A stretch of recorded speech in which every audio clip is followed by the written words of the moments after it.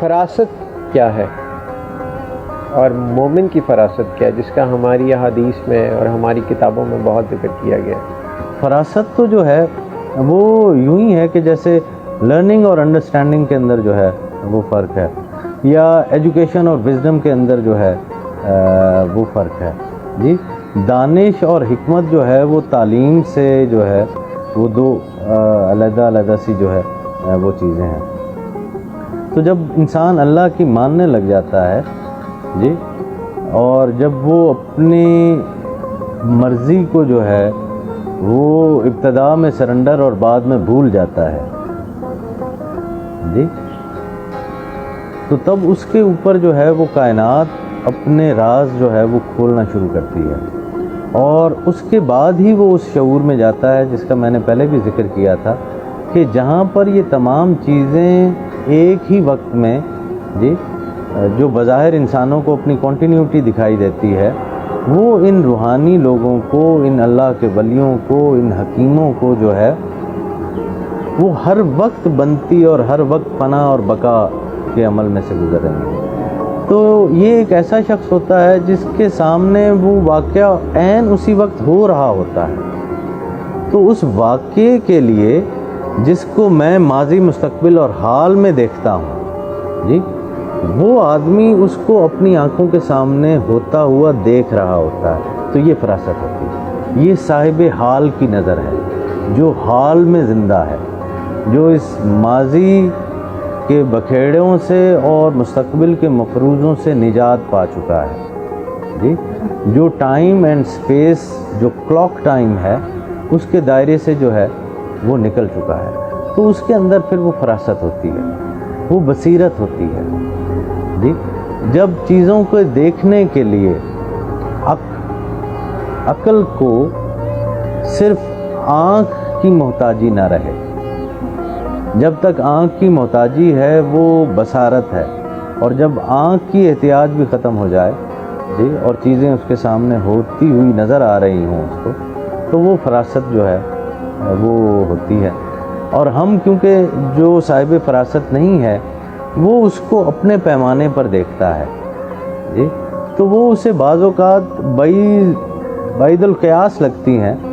کہ یہ کیسے ہو گیا کہ آنے والے کسی وقت کے بارے میں کسی نے بات کر دی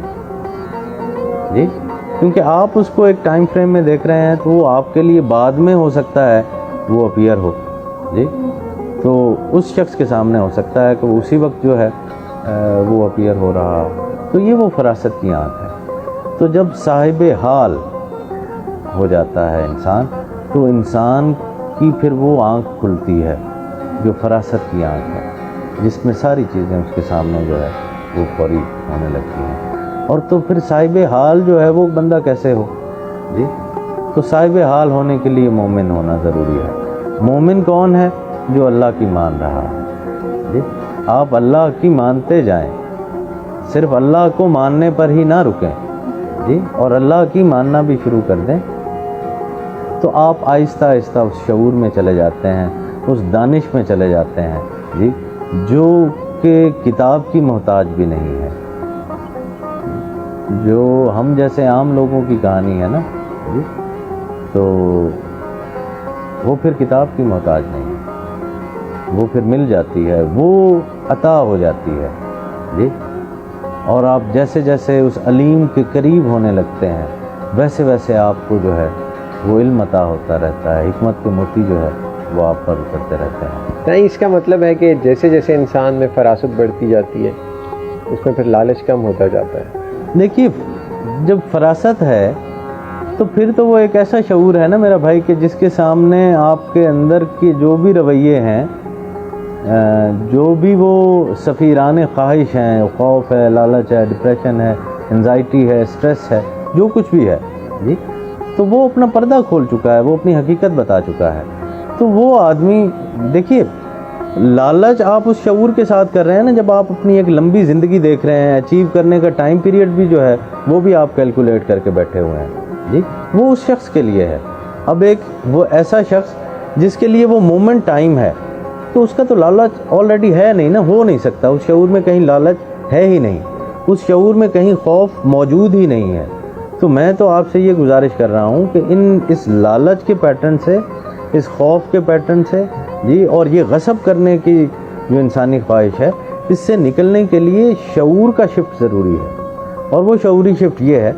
کہ یہ 5 سالہ منصوبے تو نہیں ہیں، یہ تو لمحہ لمحہ کی کہانی ہے. ہر لمحے جو ہے وہ پلسرات ہے جی، اسی لمحے جو ہے وہ آپ اکاؤنٹیبل ہیں. تو اس میں گنجائش ہی نہیں ہے ایک لمحے میں کہ وہ کوئی سا بھی لالچ کا تصور آپ کو دے سکے.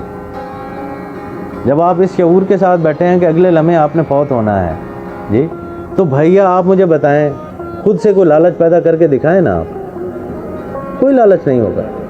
جی. جب آپ اس شعور کے ساتھ بیٹھے ہیں کہ میں نے اگلے لمحے جو ہے وہ رخصت ہو جانا ہے جی، تو آپ کو کوئی خوف بھی نہیں ہوگا.